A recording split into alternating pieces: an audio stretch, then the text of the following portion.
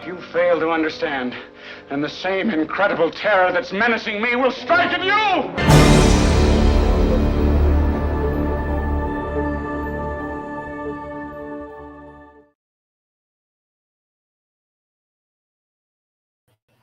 Hey guys, hey, thanks for coming by. As you can see, I'm here by myself because Jeff hasn't shown up yet. So I'll tell you what, while we're waiting for him, if you guys want to do like a quick Q&A, and if you have any questions about what's going on recently, I've been, let me see, I finished my book. It's off with a designer. We're shooting for a Black Friday release, and so I'll be doing a cover reveal shortly.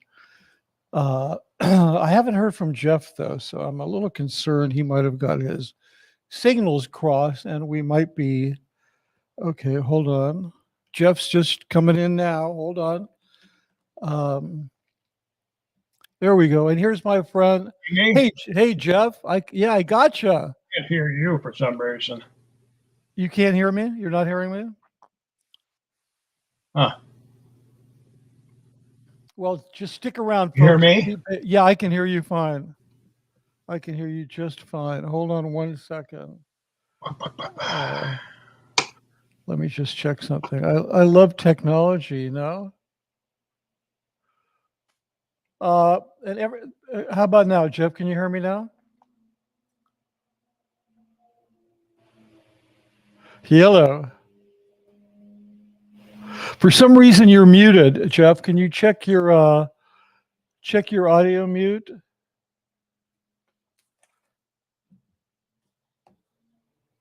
How about yeah, shows you're muted. I'm not sure why. Unmute. Hello? Yeah, I can hear you. Hello? I can hear you. Can you hear me? Oh, I'm not hearing you for some reason. Huh. Hey, everybody in the chat, let me know you're able to hear me okay, right?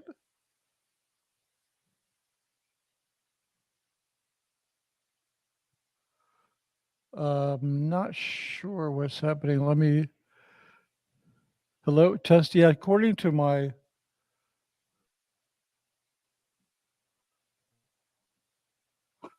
yeah, okay. They can hear us, Jeff. Jeff, can you speak? But you can't hear me. Hey. I don't understand this at all, but he can't hear me. Hey, Jeff, can you check your, you can't hear me, so I don't know what to do. I'm kind of dead in the water here. Let me see if I can get a private chat to him.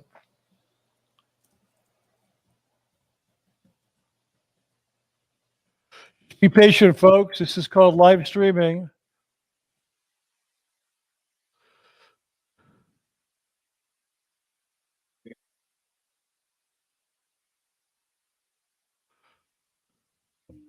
Hello, hello, hello. Check my settings. Yeah, please check your settings. Yeah. Well, let's see. Audio. Hey, thanks for that.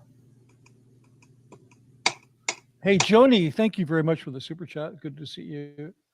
Yeah, you can definitely get. Oh, where can you get a book? Okay, so initially it's going to be on Amazon, and then it will also be available from. Okay, well, it's hearing me somehow.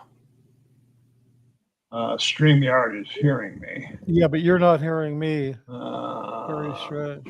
I don't get this. Hey, Jeff, if you could hear me, I would tell you to quit the stream and restart it. Or restart your Chrome or something. Yeah, I'm not on mute or anything. 1 second.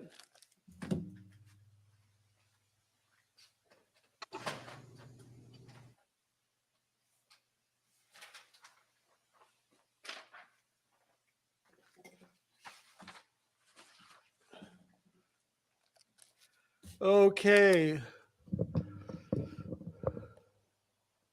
Yeah, I don't have you muted.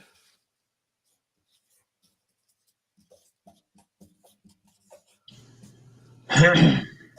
I feel like Houston, we've got a problem. Can you see this, Jeff?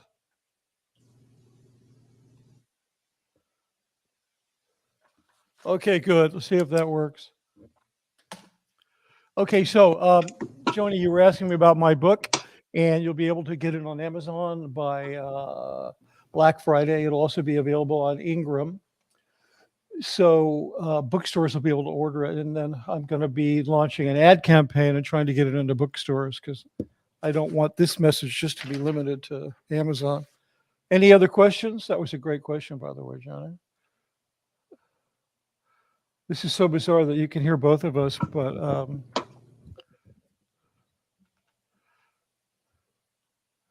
yeah, we'll see what happens. So today we're going to be talking about, hopefully we can, Jeff can listen, can hear me.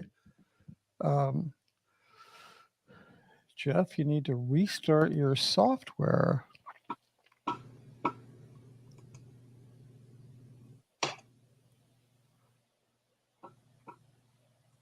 Yeah, there's a question here from Hans Christian Schwartz. Mitch Brisker, you going to have a hate website soon? I don't know. Your guess is as good as mine. Oh, hello. Hello. You can't hear me. Maybe you have an all-in-one mic and headset. Where's my pen? Okay, wait, I can hear you. Yeah, can you hear me? Yeah, now I can hear you. Oh, great. Okay, so now the show starts. I feel like I should run the opening again, but I'm not going to. Hey, anyway, I was just answering a message here about when I'm going to have a hate website. I don't know, Jeff, maybe between you and I, we could design a hate website for me because I'm feeling a little left out. But it might be because I have some communication directly from David Miscavige about what a great guy I am and what great work I've done. So it might be kind of embarrassing for them to put up a hate website. I know. But anyway, I go ahead, Jeff. I have two commendations from L. Ron Hubbard himself. So that kind of shuts people up. You know? Yeah, and you don't have a hate site, right? They have a hate website on me. Oh yeah, I've seen it actually. I didn't recognize that picture of you because it was such a bad photo. Okay, good. Here we go. So in case you guys haven't figured it out, this is my dear friend and former colleague, Jefferson Hawkins. And basically, I'm going to give you a little introduction. I'm Mitch Brisker. I used to be a director for Golden Era Productions. I originally met Jeff. Jeff was he was kind of my godfather introduction to working for the church back in the mid 80s. I was introduced to him by another person working on book marketing by the name of Carolyn Mustard. I think it was around 1986, right, Jeff? Wasn't it? It might have been slightly earlier than that. 85, but not much earlier, maybe a year earlier. Yeah, something like that. Yeah, and so I got you into all this trouble. Yeah, between you and Carolyn, you did, you guys, but it was kind of in many ways, it was worth it. So, you take the journey you take to arrive where you are. Now, you'd been working on you were actually doing something, and I just want to stop and say that even though I worked with you for years, I had no idea the genius behind the book marketing campaign you put together until I read your book. So I'm going to embarrass you. I'm going to embarrass you a little bit here and say that, I was there working. I did creative stuff. I did ads. I wasn't like in charge of the campaign by any stretch of the imagination. But then when I read your book, I was like, oh, I get it. There was a whole lot more going on than I had any idea of. There was a lot going on, yeah. Yeah, there was a lot going on. So I want to hear a little bit about that. I mean, when I showed up, you'd been at it for a few years and you'd done some commercials and so forth. Yeah. Yeah, we've done a bunch of commercials.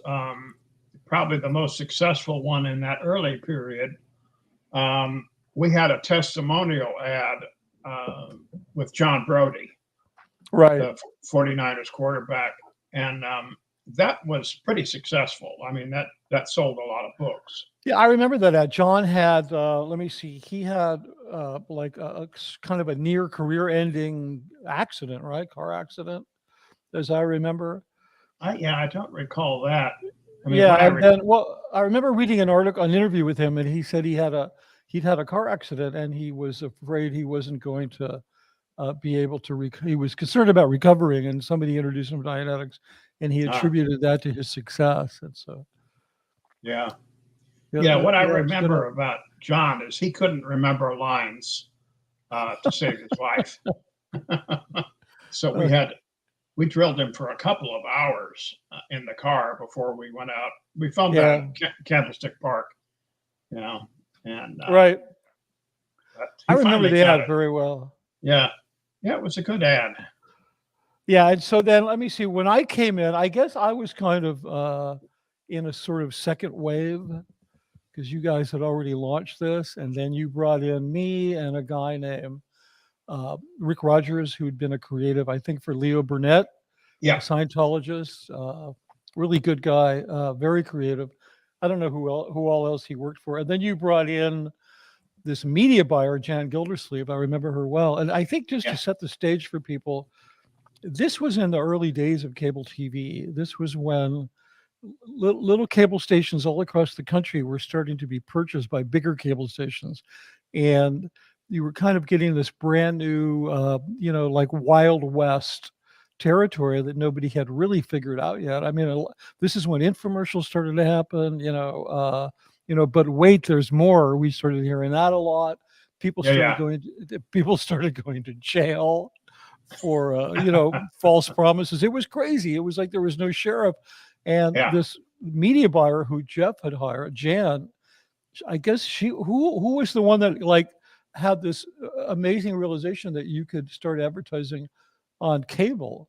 Well, Jan came to me and she said, "There's this new thing called cable TV." Right.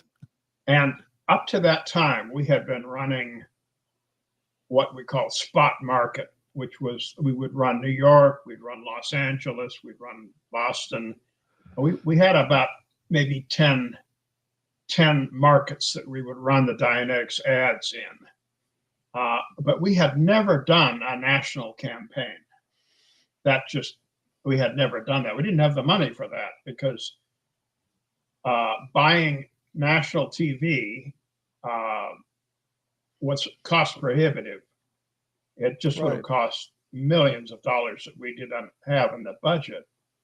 So Jan came to me and she said, "This is new thing, cable TV," and she said it's not rated by Nielsen yet. Right. And so everybody's kind of staying out of the pool because it's got no ratings. Right. So I said, "Well, tell me more about this and show me the demographics of the cable viewers." And so she did. And I had done a lot of demographic research on Scientologists and on people who had bought Dianetics and people who bought any kind of nonfiction books. And I had an exact demographic profile of the people that I was trying to reach. Right. And so Jan brought me the demographics of the cable TV people, the people who were watching cable TV, and it matched perfectly with the demographic I was trying to reach. And so I said, "Well, let's do it. Let's do cable." And she said, "Do you want to do a test, a test pilot?" And I said, "No." I said, "Let's take our whole budget and put it into cable." I was that crazy, and it just took off. It was the first national campaign we had ever done, and the book sales just went straight up from that. And that was also when we launched the question ads. Right. Yeah. Which was the other. Yeah. So it was kind of a perfect storm, or I guess it was like a fertile landscape that was just waiting for somebody to plop a seed into it. That's kind of maybe a bad metaphor, but nobody had ever, nobody advertised books on television for sure. I mean, No. books were not a broadcast. They were not broadcast advertising material. And then you came along and went, oh, anyway, it was, I don't want to get into a whole big thing on that, but it was a major phenomenon. I mean, the way I remember it is that the book had sold 3 million copies from 1950 until let's say 85. And then I think I worked with you for about 3 years on that project, maybe 4. It sold another 10 million. So that was legit. That was without buybacks, without scamming, without doing funky stuff, without making Scientologists buy it. And I think that wave of book buying is what led to this kind of, it traveled through Scientology like a rodent traveling through a boa constrictor. But it was slow. And by the time we got into the 90s, there was a huge influx of people in Scientology. And then, of course, David Miscavige came along and completely screwed the whole thing up. Dismantled the whole campaign. Yeah. And another question I have for you, I just started to get from Caroline, who came on my channel recently, sort of, you guys disappeared. I'm going to jump forward. All of a sudden, you guys disappeared. You all went up to the international base, and sort of that was that. And then I kept doing my thing, directing commercials in LA, and then I did some jobs for other entities. I did, an ad for Citizens Commission on Human Rights. I did a music video for ASI for Edgar Winter. But I'd like to get your take on what happened, like why this very successful operation in LA, literally not just successful in Scientology, but I think that Dianetics campaign was a landmark campaign in terms of book marketing and especially on broadcast. Yeah. So what the hell was going on at the international base that all of a sudden you guys were yanked up there? I don't know the whole story. I know that Dave Miscavige sent a mission to form up a marketing organization around my unit. And that was his brother, Ronnie Miscavige, and Bill Dendu, if you remember. Oh, Bill. Yeah, very well. Yeah. And so by the way, Jeff, I always thought Bill Dendu was a cocaine addict. Yeah. Because he was so constantly hyper, but I don't know. I don't think he was, but in the 80s when everybody was doing cocaine. Yeah, he might have been pre-Scientology. I don't know. Yeah, he might have been. But he was always hyper and talked a blue streak, Yeah, but crazy. But so they were supposed to start a marketing organization. And Hubbard had said the way that you start a marketing organization is you get a marketing unit that is working and that is getting results, and then you build on top of that. So this is what they were trying to do. But I said, no, you keep the original unit intact. You don't dismantle that unit for the sake of this bigger marketing organization. But they were like, no, we're putting your unit into our organization. And it meant that I didn't have any staff anymore because my researcher went into a general research unit and was working on everything but Dianetics. Oh, I can't hear you.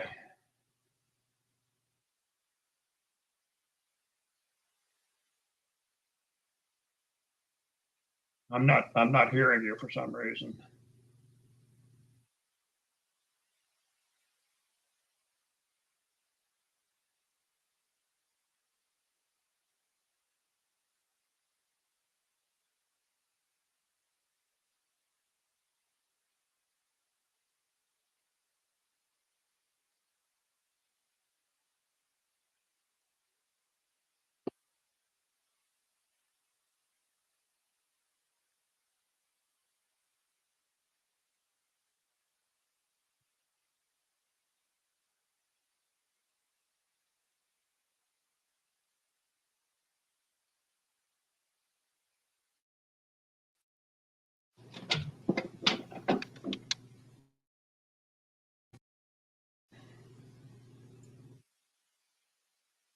Some reason I'm not hearing you.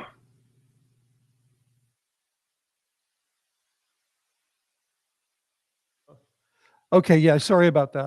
Can you hear me now? Yeah. Yeah, okay, good. Yeah, that was my fault. Anyway. Yeah, so this is crazy. Jeff and I must say, we both have a severely, highly technical background, and we're just like biffing this like a couple of, so it's just crazy. I know. Yeah, I've got to get properly set up. I don't have a good mic. I've just got this little thing. Yeah. It is. Well, you're sounding good. So I was curious. You were mentioning the researcher. I was curious who that was. It's just a memory test for me. Yeah. Do you remember who that was? Was who? Your researcher. Do you remember who that was? That was a gal named Joanne Hawkins. Oh yeah, of course. I remember her. She always used the joke that I was her dad. Right. Because we had the same name. Right. Okay, good. So you didn't really know what was going on. Carolyn Hawkins, Carolyn Mustard was everybody's named Hawkins today, by the way. Yeah. So I'm sorry. I'm just completely, some of the comments, I shouldn't let them distract me, but you guys are genuinely humorous. No, but according to Caroline, there was some kind of an order sent down to stop working with professional people, like stop hiring outside talent.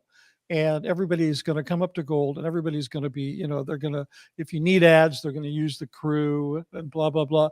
The reason I bring this up is because I think this is one of the greatest accidental experiments that proves that what everything Hubbard said was like BS, because here you have this experiment where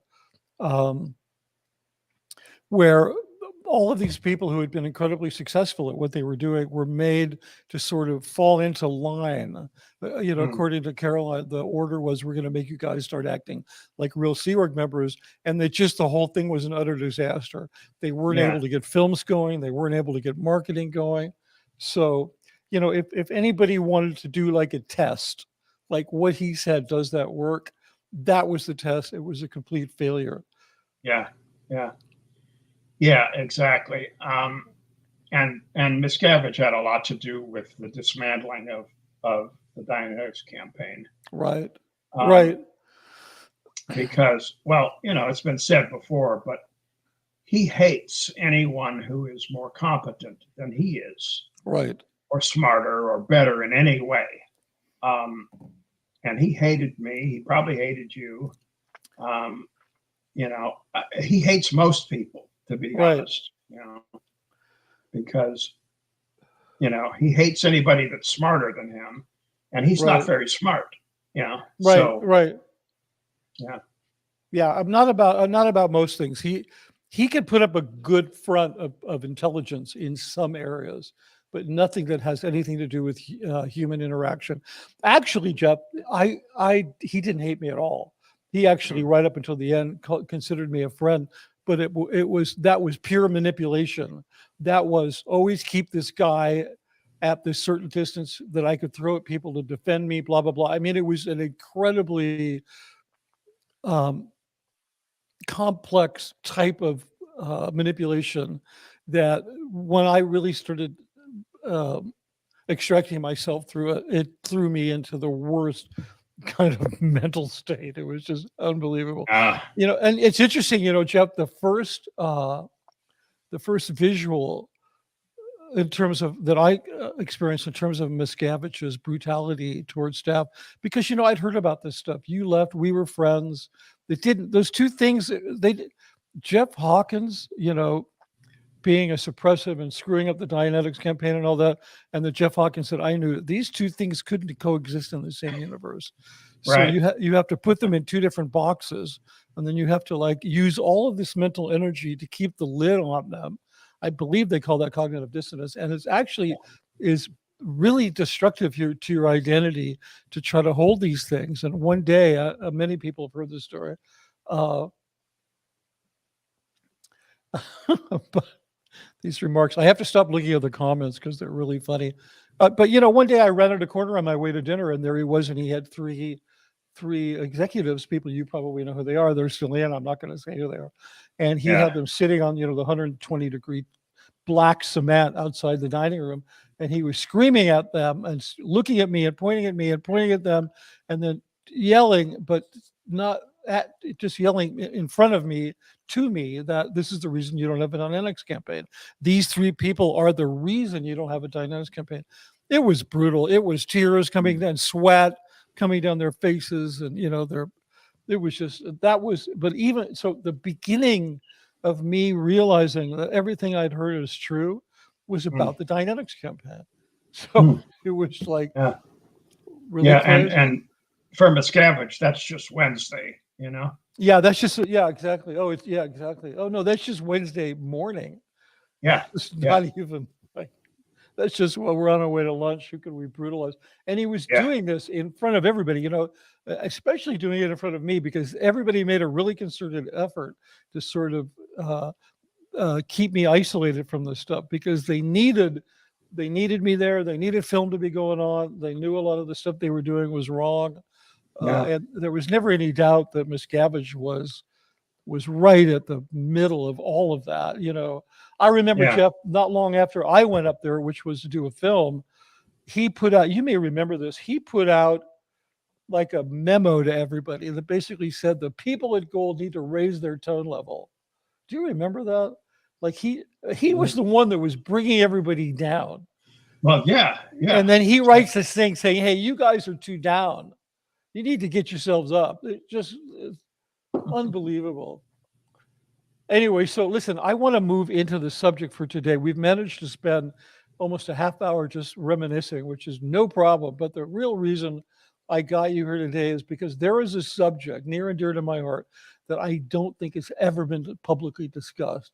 And that has to do with the imagery that L. Ron Hubbard proclaimed was contained within the reactive mind, and how his description of that imagery informed a lot of the design and visual thinking that went on. Yeah, totally. So the name of he gave a lecture. The name of it was the Marseille. What was it? It was a Marseille conference, because that's the port where he gave that lecture. Right. And I wasn't there. I was up at the publications organization in Denmark. But my boss, a guy named David Ziff, went to that conference and came back, and it was all hush hush and highly confidential. Oh yeah, no, this was one of the most confidential things in Scientology. Yeah, this is more confidential. He couldn't say anything about it. He just said we were going to be getting some new book covers, and that they were, from the R6 Bank, and that's all we could know about it. These images were from the bank, and they were designed to get people to grab the books. Right, absolutely. So I'll give you an example. Okay, so this is not one of the images Jeff was talking about. This was the cover of the original Dianetics book. When it came out in 1950, that was the hardback. It was just looked like a textbook. And then this is an early Dianetics paperback. And what year? This is probably 60s something. Yeah, I'm sure. Yeah, late and 60s. And then the volcano, which everybody is familiar with from the Z News story, it became sort of this is the most recent. This is a current Dianetics book. So he brought this volcano from the Z News story, correct? That's correct. Yeah. This was where all of the beings were supposedly blown up and, then attached themselves to people. Yeah. So basically, you and I were doing these ads, which were incredibly successful, and they ended with this amazing piece of volcano explosion. I'm half tempted to go back and redo that animation and have a bunch of little chunks of ice and body thetans flowing out. Yeah. That would be good. Of the volcano. All these guys floating around. Yeah, maybe a couple of DC-8s or whatever they were floating back in the background. Yeah. And then have all the little Thetans go into a movie theater where they see right. all these images go. Right. And so some of these images, I want to ask you about this. I was introduced, this is one of my favorites. I was introduced to this in your office at Central Marketing, the first time I ever heard about it. And somehow you'd arranged for me to read a copy of the transcript because you felt it was important. I don't even know if you remember this, but it was you need to know this stuff. Eventually, I believe I heard the tape when I went up to Ant. So this was an early cover from a Scientology book called 88008. And what do you remember about this particular image? It's so bizarre. Yeah, it's the guardian angels, and I don't know what they're supposed to symbolize or anything, but they are supposed to be benevolent figures. Right. They are the guardian angels. Right. So the idea would be a public person would go into a bookstore or wherever they see this, and they would see this cover and they wouldn't realize it on an unconscious level. The guardian angels would be in the reactive mind. So then they would reflexively know that this is good, and they would reach for it and buy it. Yeah.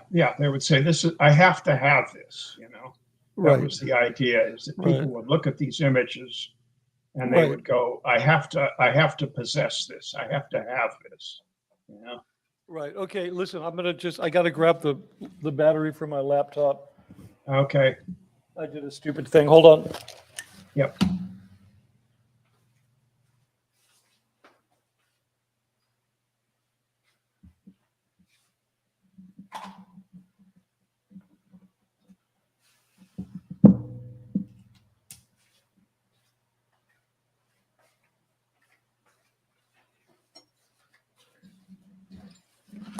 Yeah, I just forgot to plug it in before we started. At least I don't have to worry about my lights because I have batteries for my lights.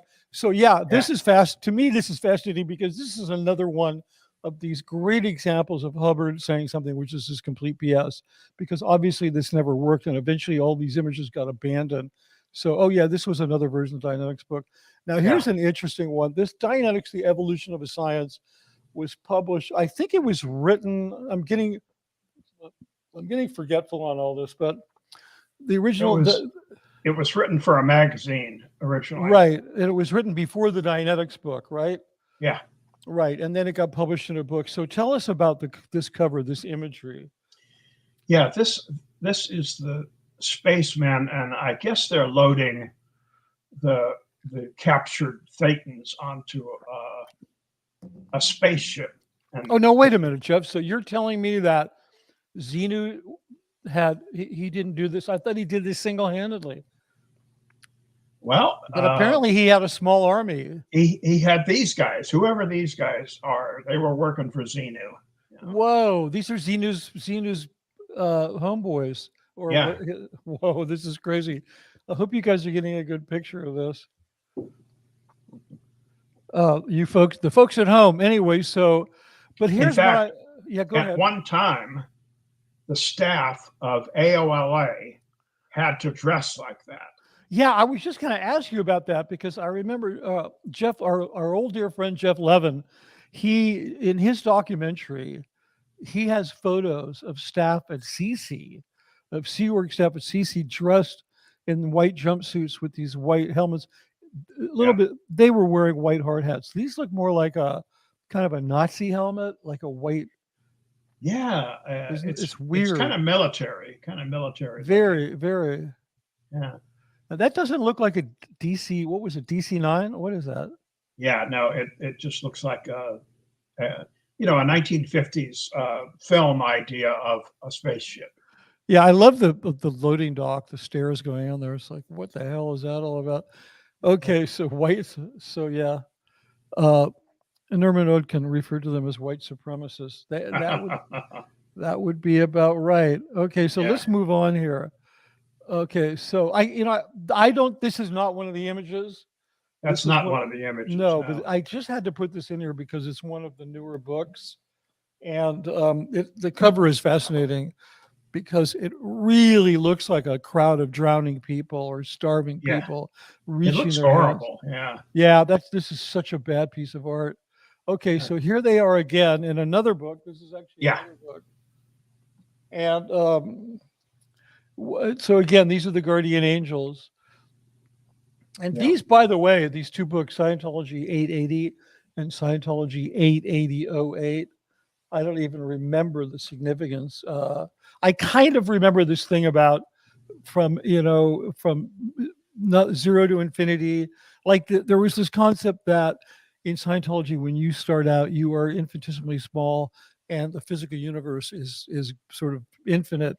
And then the idea is that you are supposed to attain immortality, which means you become infinite, and the physical universe becomes small. Yeah. Something like that. Yeah, that's the meaning of 88008 is, Right. The infinity of exactly what you said, the infinity of the physical universe goes to zero, and your personal zero goes to infinity. Right. Yeah. Right. Yeah. I have some other. You also sent me some book covers that I need to put up, but I did a really crappy job of setting up for this, and I didn't even know it. So, what are some of the other? I remember when we did OT2, Operating Satan 2. I remember. Let me see. What do I have here? I'm looking for some other book covers. Oh yeah, here we go. Yeah, here's a couple of others. Let me just do this. So Jeff, do you remember we did OT2? I know you did OT2, I'm sure, correct? Yes. Oh yeah, here's another one. This is the next one I was looking for. But do you remember on OT2 there was a whole bunch of images that were described: trains, airplanes, helicopters, sort of 50s things that we find on Earth, and supposedly these were all used in some kind of an implant station. And the reason that we have these things is because whoever the hell they are, you can never really figure it out. They're psychiatrists or they're whatever they are. Yeah, it's the whole Marcab. Civilization. Yeah, exactly. Yeah, which Hubbard said, they had trains, they had cars, they had all of these things. And, the fact that those things are being made on Earth, he said, is just a restimulation of Marcab. Right. So I guess the Marcabs, there was probably a group called the Beatles, right?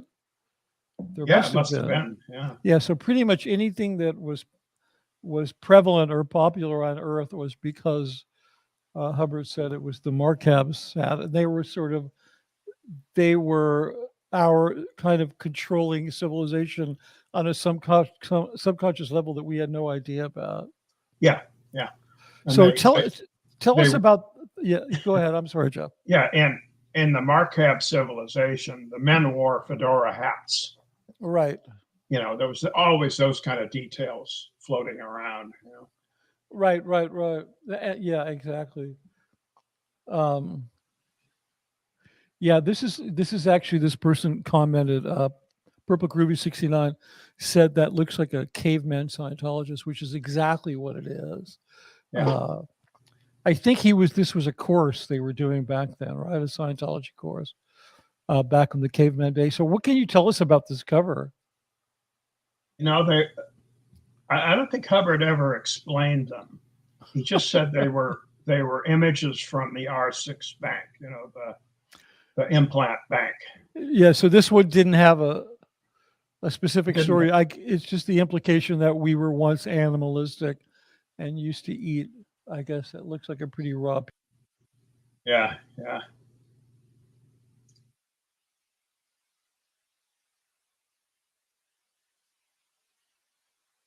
Here I am.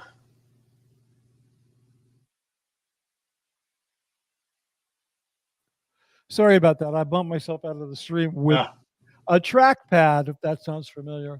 Okay, so here, let me just switch over to the preferred. You see my shirt here? Straight out of, where did you get that? It's a custom job. Oh, but was that your design? Did you design that? Yeah. That's amazing. I love that. So You should definitely sell those, by the way, Jeff. I'm sure people would want them. Yeah. Okay, let's see what else we got here. I don't think this was one of the images either. That wasn't one of the images, no. Yeah, but I put that up there because I myself was interested in this image because it is so bizarre. This whole "Have you lived before this life," which was based on this Mission into Time, right? Well, Mission into Time was another book, but Oh, this was just testimonials of people who had audited a past life, and they were just being presented, one after the other. So right. it's just accounts of people's past lives.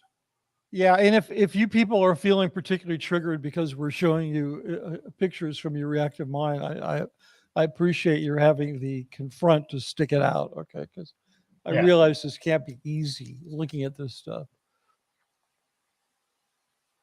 Okay, so what else do we have? I think that's pretty much it in terms of the images. Okay. Yeah. So anything else that you can think of with respect to that? Yeah, I think that's about it. But these symbols were serious business. When Hubbard released them. Very serious. I mean, when I read it, I had to go into a locked room and just kind of read this stuff, and I really felt at the time that I was reading something very special, and that I was very profound. Very fortunate and very privileged. So. Just so you know, Jeff, Joni Cummings says she wants that T-shirt. Okay. So I think you need to start a merch store because you may need to make that available to people. That's maybe the best T-shirt I've seen in a long time regarding that. Yeah. So from a poet, Brian Lucas, he says, if I didn't know what the artwork was attached to, I'd be really impressed by a lot of them. I guess in a way, yeah. I mean, I could see that because it's because they're in your reactive mind, Brian, and so that's what Hubbard would say. That's why you keying in your reactive mind. Exactly. Yeah. But I think their appeal really is their strangeness. Yeah, they're really odd, and they're very kind of folk art. Like they have a kind of a folk art, like it's weird. There's something almost like what's the, like they're from an ancient civilization. They're sort of icons. Yeah, they're very strange. Oh, by the way, I just Selena Kramer is I just realized she's a natural clearer. Apparently, seeing these images brought her to the realization it all just blew away. Yeah, it came together, and she's a natural clear. Well, congratulations. So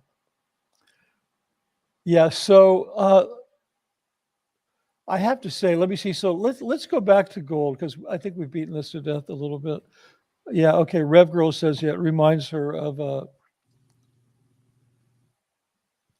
Rev Girl says it's similar to old Sci-Fi Monthly. Yeah, I exactly. guess. Yeah. Very much so. Okay, Purple Groovy 69 wants to know who was the artist for the book covers. It was a guy named Richard Gorman. He was the LRH artist on the ship, and I have an odd connection to Richard. He's no longer living. He passed away a couple of years ago. But my stepdaughter, Richard was her biological father, and he went to the ship, leaving my daughter's mother to have the baby and care for the baby, and he never took any interest in raising her or being with Tina. But so I married Tina in 1969, and the baby was about 4 months old at that time. So I raised her from that point, and she always calls me her real father. Nice.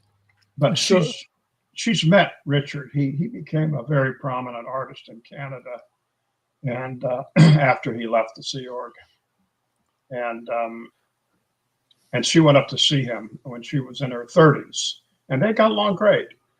So interesting. yeah. Yeah. So basically, you raised the biological daughter of the guy who did the paintings. Yeah. That's a fascinating connection. Yeah. Okay. But Okay. Hubbard said about Richard, he said, he keys in well. So Hubbard would describe this picture, and then Richard would key it in and then draw it.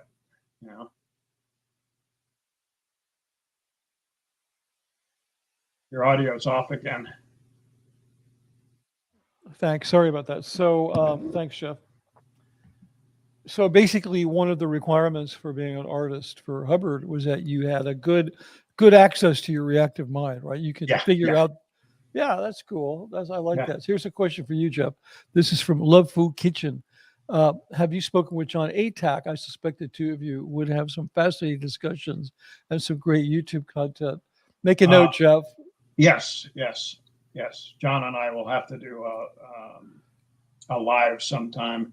Yeah, I know John, and we've talked, not extensively, but I know John. I've read his book, which was amazing. Yeah, no, he is. He's somebody I'd be interested in talking to. Hold on, this. Oh yeah, no, Selena, I'm not sure where she got the information that I have a Scientology baseball jacket, but I'm not showing it today, Selena. I'm going to wait until I'm on with Mark Headley when we do our next live about the tech films. But I will. But thanks for reminding me to do that. I have. Do you remember, Jeff, when Dave made Letterman jackets? We called them Letterman jackets in the States. When Dave made Letterman jackets for everybody that worked on the tech films. I don't remember that. Oh yeah, he had these really expensive Letterman jackets made, and then he had patches, like an embroidered patch for each tech film that you could sew on your arms. Yeah, so I just found mine the other day in the back of my closet, hiding there, waiting to be seen. Yeah, I used to have a Dianetics jacket, but I remember those. Yeah, I think the first one Dave did. He did the jackets, like Letterman jackets for the briefing course, right? Oh yeah. Remember that? Yeah. The Dukes of the Auditor Elite, and that was before he canceled that team from the league because there was no more briefing course. So blow drill. Hey Dylan, a key in equals activate the reactive mind to an incident of pain or discomfort. Yeah, thanks for keeping us honest there. We were kind of forgetting about that definition. But basically, key in Dianetics, it's a Dianetic term. It basically means trigger. Like if you're keyed in, you're triggered. It's the same thing. But Hubbard has to have his own word for it.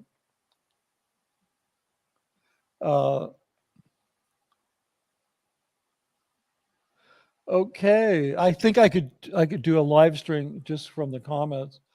Yeah, probably.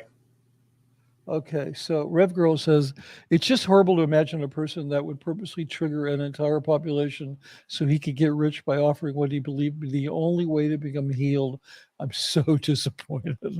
I'm detecting a little bit of sarcasm there, but yeah, Rev Girl, I share your disappointment. Absolutely. So do you remember? So let me see, what was the first project we did when we went up to the international base with respect to Dianetics? Because I was mostly working on the films, but then occasionally we would do, like, I think the first time we then re-met at the base was on, I think it was we did what we would call a documercial, right? Yes. Yeah. Isn't that? Yeah, with Michael Fairman. The one with Michael Fairman. Yeah. And it was very much modeled on an infomercial, but we didn't want to call it an infomercial because we were Scientology. This is a religion. Yeah. Yeah, this is a religion, so it's not going to be an infomercial. It's going to be a documercial, which is some kind of a portmanteau of documentary, because what we're apparently offering is real. Yeah, it was. Yeah, we did that with Michael Furman. Yeah. I don't even remember very much about it. He was wandering around. Like a kind of a living room kind of a set. Yeah, I think that was it. And then we had a gal named Kelly Yeagerman who did a hard sell. Oh, that's right. We would do that's right. I remember we decoded, we tried to map out the exact prototype template for what was successful in an infomercial, and then just call it something else. Yeah. And then what was it, like every 10 minutes you had to do a call to action? There are 3 calls to action, I think. There's 8 minutes of content, and then a call to action, and another 8 minutes of content, and a call to action, and another 8 minutes of content. Right. And then the final call to action. 1995, today only.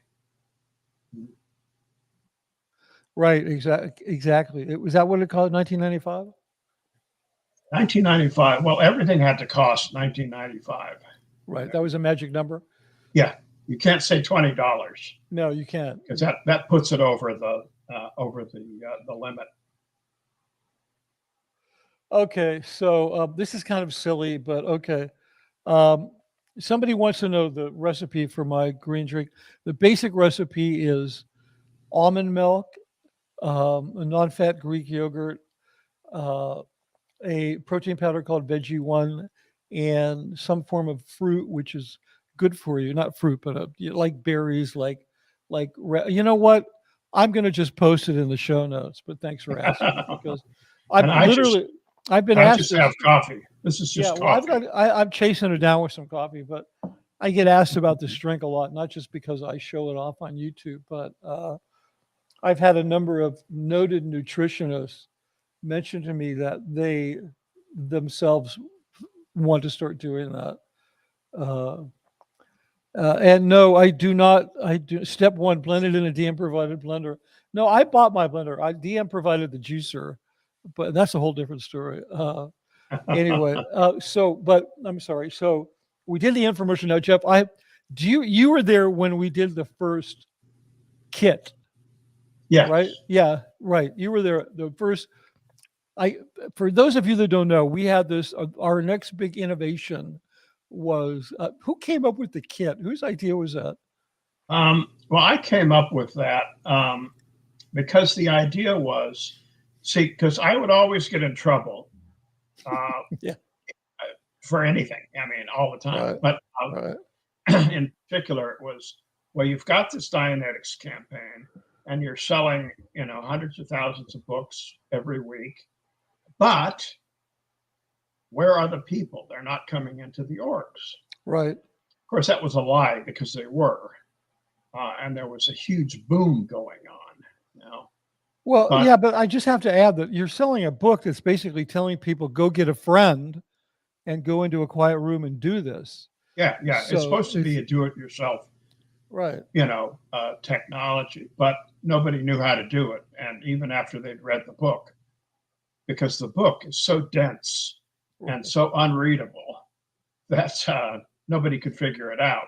So I wrote a script for a video called How to Use Dianetics. Right.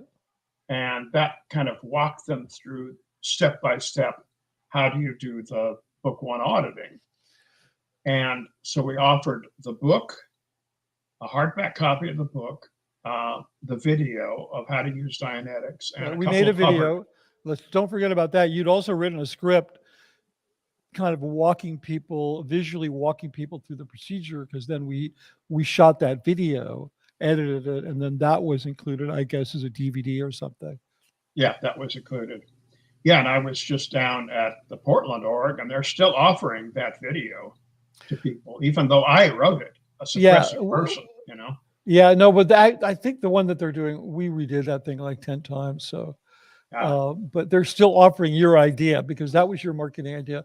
And I thought that was an absolutely brilliant idea because people, they love, do it yourself. It's even, it's really lasted. And they love the idea of doing something DIY for themselves. And they love buying like kits. They don't just want to buy a book. So it was an absolutely brilliant concept, and the church still does it. I mean, it's totally different. I did it like I think 3 times. The most recent one that I did, me and somebody who I was not going to mention her name, a writer. She's left, but I don't even know if she's in Scientology, but she's connected to some people, so she can tell her own story. But somebody we worked with a lot. We rewrote the whole thing and shot like a 3.5-hour video. It's been redone a number of times, but it's still your basic concept. They never let that go. I mean, if they wanted to have a book marketing success, all they have to do is read your book and make notes because you basically laid out how to do it. So someday some Sea Org members are going to be ordered to go into a room and excerpt everything out of Jeff Hawkins' book that they possibly can because they've never been able to figure out how to sell books. They use so much of my stuff. It's ridiculous. Oh yeah, no, it's completely insane. But this is a kind of a leap forward, but it's aimed inwardly today because there's no outward public for Scientology. There's just this very set group of people that they market to, and they market to them to keep them feeling like they're involved in something very positive and to keep giving money and to keep giving time, et cetera, et cetera. But I want to get back to the Dianetics Kit because you may not remember this, but there was a very interesting phenomena that happened with it. Is that there was such a lack of good marketing at Gold in the church. I mean, you were it, right? The reason you were in so much trouble is because you'd had so much success doing this. So you come up with this idea, and then all of a sudden, all these other units that also needed marketing started saying, well, I want something in that kit. Do you remember this? Right. They wanted to put, like everybody, like, oh, there's a box. Everybody wanted in, yeah. Yeah. And so after a while, I started referring to it as the Dianetics Pinata because it was like a pinata. They just wanted to put everything they could. They wanted to put Scientology stuff in there. Eventually, it got sorted out. I'm sure you had something to do with that and all that. They wanted to put, there's a tape called Can We Ever Be Friends? Oh, yeah. Yeah, they wanted to put that in there. No, this crazy stuff. So you remember that? I don't think I was around when they were trying to do that because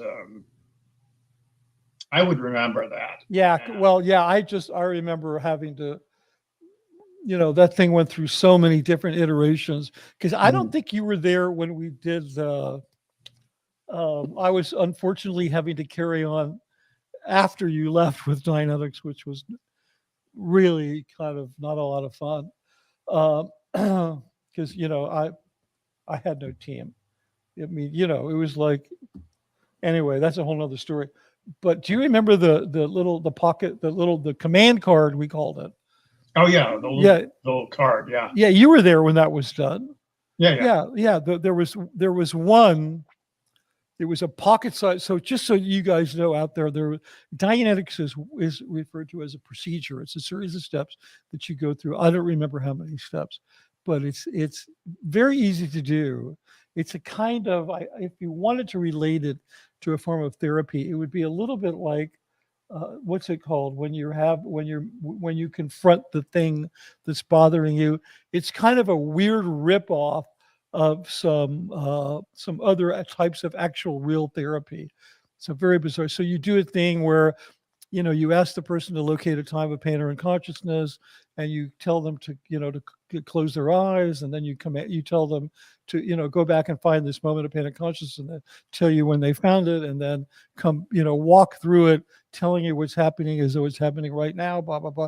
And there's certain points at which you'll circle back to an earlier question. It's very easy to lose your place. And so when we were shooting it, the actors would hold a Dianetics book in their lap, because that's where the commands were, although they were spread throughout the book. So it'd be impossible to use the book as a guide. But just as a visual, I'd have them hold the book in their lap.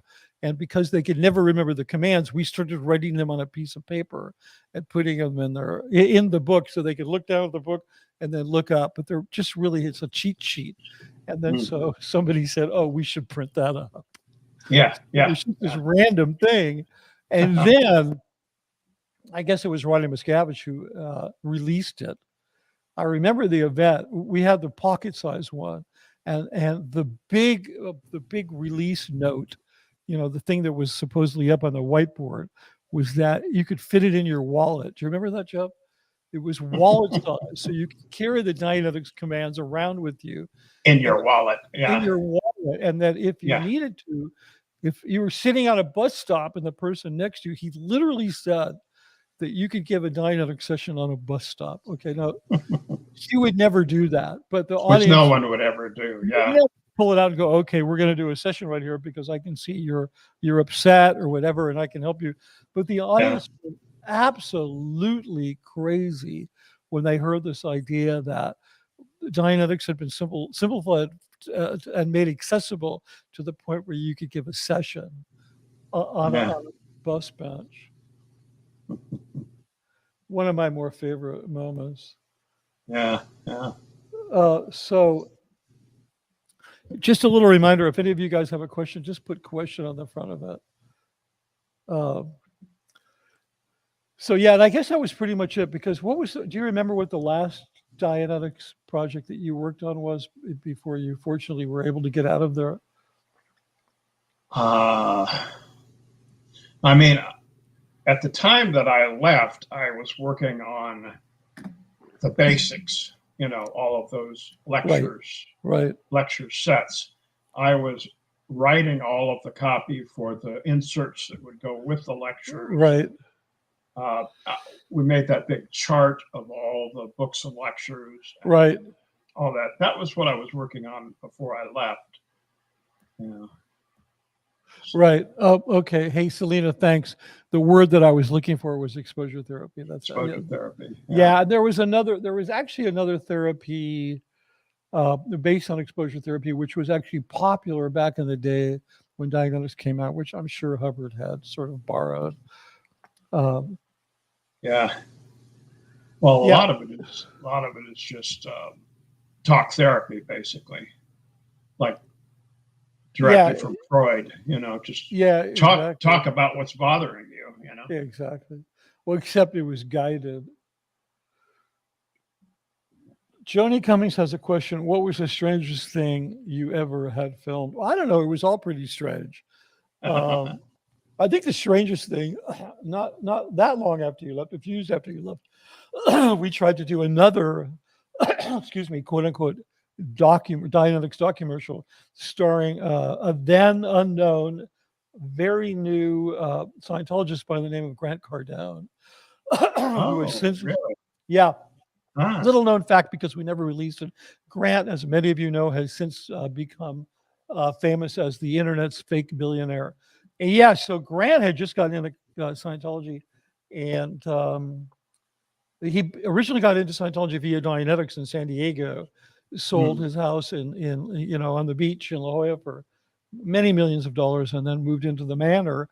And at that time, he was a motivational speaker who was doing conferences for car salesmen, helping them. That's where he's helping them to sell cars. That was his big claim to fame, and he made a lot of money doing it. And then he bought cheap apartments on the side. So he was kind of a motivational car salesman, a speaker, and a slum landlord. And that was kind of his beginning. But he was this kind of tough looking guy, and he was used to public speaking. Someone suggested him.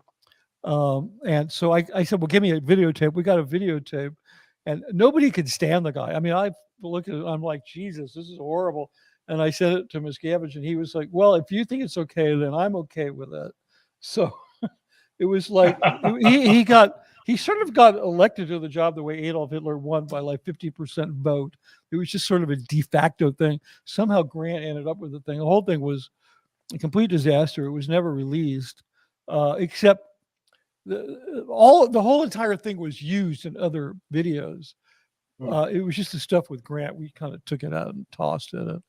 And somehow years later, I got a letter when I was working at Scientology Media Productions, I got a letter from David Miscavige that he'd spoken with Grant, and Grant said he told the writer that it was never going to work. So he kind of covered his own butt, saying that he was the one saying it wasn't going to work. Absolute total lie. Never happened. And those two guys, Grant and Dave, they could just, they deserve one another. So yeah, that was one of the strangest things I ever filmed, was Grant Cardone pretending to be a sincere spokesman for Dianetics. I think another one of the weirdest things I ever filmed was a frog being shocked back to life accidentally. Yeah, we were doing the scene. There's a guy who's the father of psychiatry, according to L. Ron Hubbard, a guy named Wilhelm Wundt, who was a physiologist back at the University of Leipzig back in, I don't know, turn of the last century. And he was sort of the original guy who connected physiology and human behavior and blah, blah, blah. So we did a scene in Wundt's laboratory, a recreated scene, historical scene, and where he was going to do this thing where you shock a dead frog, and it makes the muscles twitch as though they're alive. They twitch, right? Yeah. So we had this German prop guy who was really a weird character. His job was to provide the dead frog, the lab specimen. So rather than just like contact one of these places that sends you, like, that supplies them for colleges and ice, whatever, the place where you can get a certified dead. He went out to the swamp next to Gold with a fishing net, and he just caught himself a big asshole bullfrog, and I have no idea why he did this, but he gassed it to death with the fumes from a car. I'm not saying that that's just what Germans like to do. I'm really not implying that, but he did gas this thing to death. And so now he's got this dead frog on ice, right? Yeah. And he's got it in a little igloo, and he brings it into the set, and he puts the thing on. The thing is like, it's completely dead. He lays it on the table, and then the actor goes and takes the little probes, which were hot. They were electrified because we were shooting the experiment. And he hits this frog, and I kid you not, the frog's eyes go wide open. The frog lets out a big croak and sort of hops away. So this guy goes running after it, and he's like, he's got like a board or something, and he's trying to knock the thing out, and he's chasing it around. So I ordered him to stop. I said, no, you stop. Walter, his name was Walter. You stop. You take that frog, you take it back to the swamp, and you let him free, because it's just, there's got to be a rule in the universe that if you put something through that much trouble and then try to, I think, isn't it true that if you survive an execution, they can't execute you again? That should be the rule. Yeah. So that's I think that was the weirdest thing I ever found. So I think the weirdest thing I saw was when we were trying to get a photograph of this was for the anti-Eli Lilly campaign. Oh, right. And there was supposed to be a Prozac capsule, and they made a big Prozac capsule. I remember that. And then they got a snake, one of those hooded snakes, and put it inside the capsule. And it was a cobra. It was a cobra. A cobra. Right. And it was supposed to be this cobra coming out of a Prozac capsule, make a statement about Prozac. Right. And I was present at that photo shoot, and the goddamn cobra fell off the table and was down at our feet. And everybody got the hell out of that room really fast. Yeah, I don't know what it was about. We were at, I guess because Gold hadn't signed on to that. They weren't like an official industry entity. They didn't have to play by those rules. I mean, there's a lot of in terms of, no animals were harmed in the making of this film. Okay.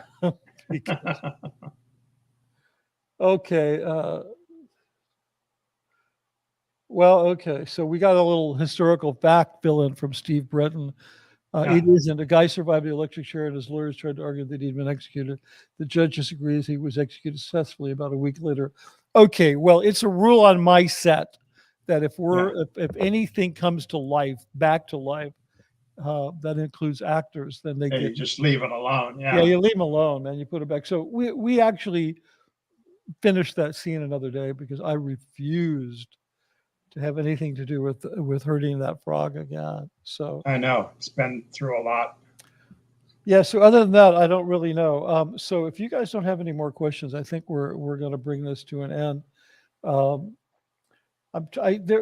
People might want to.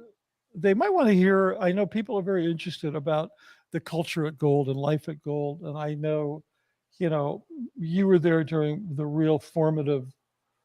You were there during a very formative time when that place was being,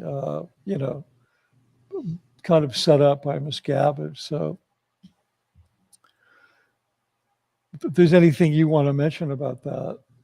I mean, I could go on and on about the culture at Gold. It was just a horrible, horrible. Well, I have a question. I remember a question for you. I remember in terms of TV commercials that there seemed to be a certain time. I mean, when I was working for you doing television commercials, the only purpose was to put those on TV and to sell books. It was that simple, right? Yeah. The whiteboard said put ads on TV, and then under it said sell books. And then there was a bunch of details. But it seemed at a certain point, because I remember being asked to do all kinds of ads because, the marketing unit at Gold seemed to know a lot about marketing, but they didn't seem to know a lot about advertising, especially after you left. Like they really didn't even understand the difference because they never really did advertising and marketing. They just did marketing. So when it came time to do advertising, which means essentially, marketing is the thing that gets your product to the public. Advertising is the thing that announces you have something to sell. So in terms of, that's an oversimplification, but that's my definition. And I'd always worked in advertising. I'd never worked in marketing. So they were always coming to me to do these ads. Even back when Caroline came to me, it was like, hey, we need somebody to do ads because that's the advertising part of it. But at Gold, there was then this transition, like after you left, Jeff, there was no longer any impulse, any purpose to get the ads on television. There might have been some little effort, to do it a little bit here, a little bit there, but they were only being done to show Scientology public at the events. Exactly. That was a big part of any campaign, particularly a public campaign, was that it was used to get money from the high roller Scientologists. Right. Well, even little people were anybody. Yeah. Yeah. And so that was always purpose number one, was to get those ads in front of, get them to the IAS regs, get them to the flag regs, so they could show this stuff to their public and say, we need money to run these ads, So give us money to run these ads. The irony is, how much money went towards the ads from that activity? No. Nothing. Yeah. Oh, you mean from showing the ads at the events? Yeah. Yeah, they were never shown. I mean, I would do them every year for a number of years. There would be 4 ads. I would do an ad for the volunteer ministers. I would do an ad. We called it a 4D ad. It would always end with the slogan, "Our help is yours." We would call those 4D ads. And those ads would push these absolutely astronomical, cooked up figures about how many people Scientology had helped, which is, it's a complete lie because I dare you find on social media one person who ever posted a story about how Scientology helped them that wasn't dreamed up and presented by the church. You won't find it, but you absolutely won't. And then we do CCR, we do volunteer ministers, we do how we help ad, and then we would do an ad that we were going to show on the Super Bowl. We would do those 4 ads and we show those at the event. The only one that ever went on the air was the quote unquote Super Bowl ad, which they weren't Super Bowl ads. They were ads that the church did and showed on the Super Bowl. Super Bowl ads are very specifically a very Right. special kind of genre ad. Originally, the big daddy of them all, the Apple 1984 ad, was only shown once on the Super Bowl. Like it Right. only was broadcast one time. It's one of the most famous commercials ever. Yeah. And that was even before the internet had managed to do that. So Dave likes to say Super Bowl ad, Super Bowl ad, Super Bowl ad. It's I know, not. but they're not running them nationally. They're running them in the LA market usually. Only where the Only. people who only where the Yeah. people live who donated. Well, no, they'll run them in 3 or 4 markets, what they call spot markets. Spot marketing, yeah. Yeah, and so the people that see them, they think everybody in the world is seeing it. All 3 billion people watching the Super Bowl are seeing these things. So, they'll. I'll tell you, this is really strange. And I knew about this. Shows how brainwashed a person could be. Like, I actually had this phenomena that Jeff just described. I actually experienced it before I ever went to gold, before I ever got involved in any of that, and I didn't recognize it because I was so freaking gone. And I'll tell you what it was. I did what they call a public service announcement, which it wasn't, for the Citizens Commission on Human Rights. I did this ad. I think you guys were up at INT when this happened. I get the timeline confused. It was called the Assassins ad. And what they had was they had a picture of like Charles Manson. I'm trying to think. The guy who tried to kill Kennedy, Reagan. The what's his name? You guys are going to fill me in. I know the guy who was Brady. The Brady, guy. I'm sorry. Brett, wasn't it Brady? Because then they got the guy who shot Brady and the guy who was who killed John Lennon. And there was these people. They call them assassins. They weren't assassins. They were murderers, or attempted murderers. And what they did was they put these guys up. It was a very inexpensive ad. They came to me. They said, "We only have like $2,000. Can you make this ad?" I said, "Sure." I mean, that's like nothing, right? So it just needed an animation camera and some text and a video session at a post house. So I made this ad for like $2,500. I gave them the ad, and then they went around, and I knew this because they bragged to me about it. They would go around to Scientologists and say, you can pay for this ad. It only costs $2,500. We need somebody to pay the production costs on this ad. And then they would sell that over and over and over again. Then they'd go to the next person and say, we need somebody to pay for the production costs of this ad. So in their minds, they turned that into a symbolic commodity that they would sell over and over and over again, right? And then they would go to people and say, we need you to give us money so we can run this in your area, because local cable, you could run it in a community. Like you could literally, so they'd go to, they found one guy who was a Scientologist who was a dentist, and he had bought a bunch of local cable for his business, and he donated that to CCHR. So they would sell this thing over and over again. Yeah, thank you, Jody. John Hinckley was one of those guys. I think there was they managed to come up with a total of like 9 of these famous people. And then the punchline was all of these people had been in the care of psychiatrists before they committed their crimes. So therefore psychiatry had something to do with it, which was just a bunch of bullshit. Purple Groovy says that we could pass for brothers. This is what happens when people get old. They all look alike. Because, exactly. It's just because the hair goes, the beard. Because out. Jeff and I, we didn't look anything alike when we were younger, but I'll take that as a compliment because I think Jeff's a handsome guy. But we are brothers in a sense, okay? Like there's an absolute real sense that we are brothers. So my point is, I saw this and I thought it was okay that they could just rip people off like. And then I remember asking one of the execs at CCHR what the deal's with that.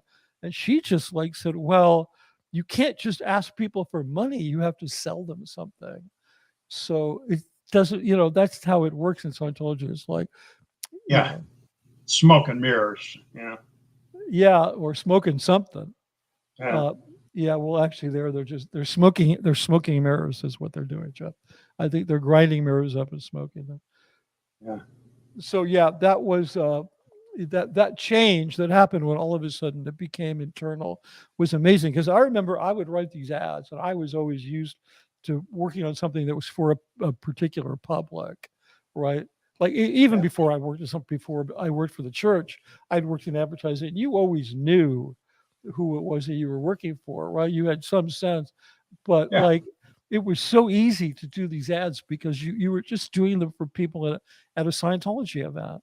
And so all you needed to do was, like, in my mind, I would just look at this ad. If I wrote an ad and I'd think, are they going to get up off their chairs? And if I didn't think they would, I'd rewrite it. And that was all it was. It was just Oh, totally. complete BS. Yeah, yeah. And then those ads, as you say, they never went on to television. Yeah, yeah. Exactly. Yeah. Yeah, once they have their money, they don't care No. what you do with it. Right. Yeah. Exactly. Yeah. Well, and unfortunately, Scientologists don't care what they do with it, because a lot of what they do with it is hire PIs and lawyers, and buy buildings. There's another. It's pretty scary. There was something else. I lost my train of thought there, but yeah. Anyway, another thing that happens to you when you after you lose your hair, your memory starts to go. Actually, my memory is amazing. It's just short term. Now what were we talking about? No, I have I have a Polaroid of Jeff, and on the back it says, "This guy's okay." So just to make sure. Anyway, that was make sure. Yeah. Yeah, that was a reference to the film. Now I can't remember, but anyway. So not The Usual Suspects. So.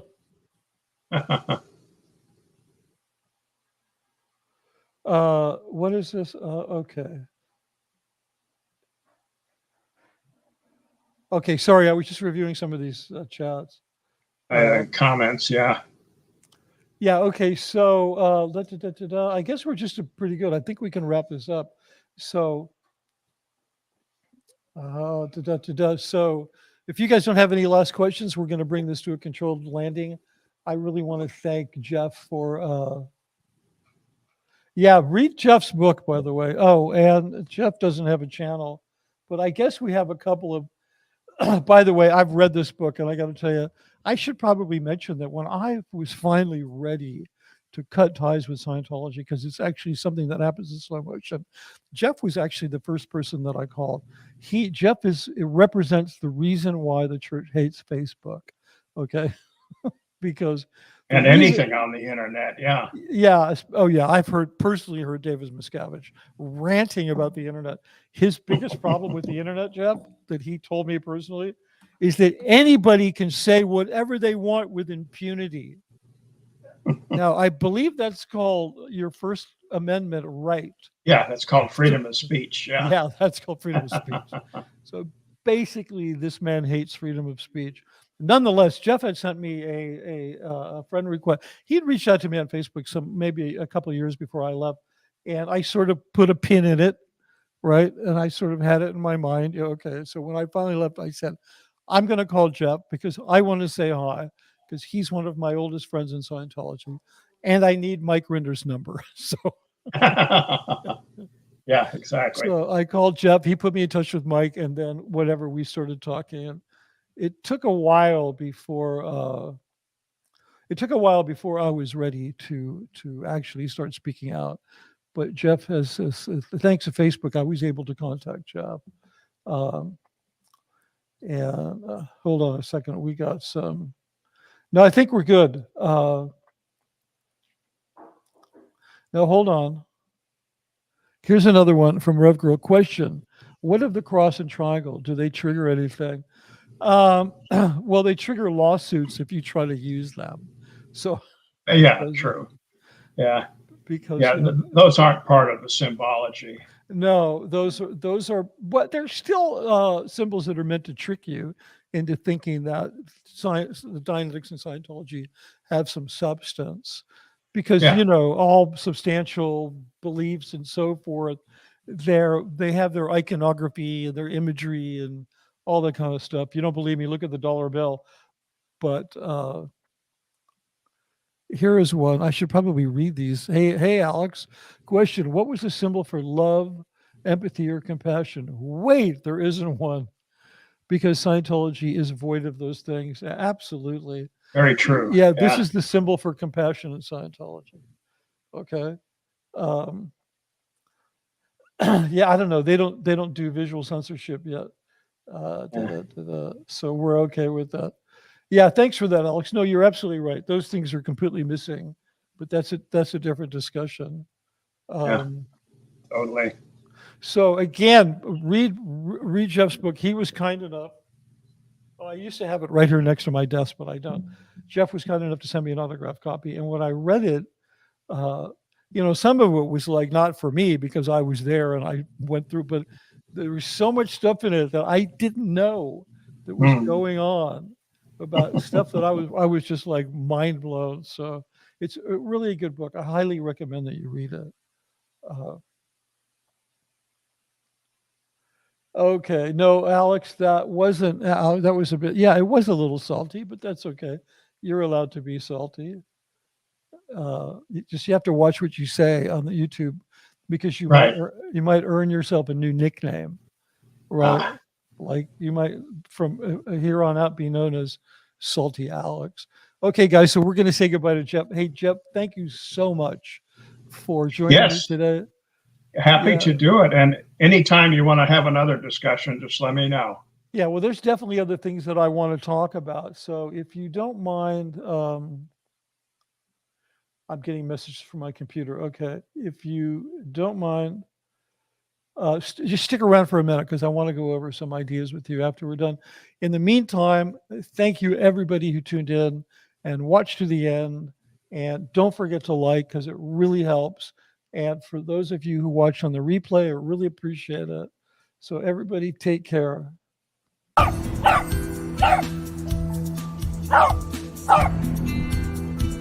Oh!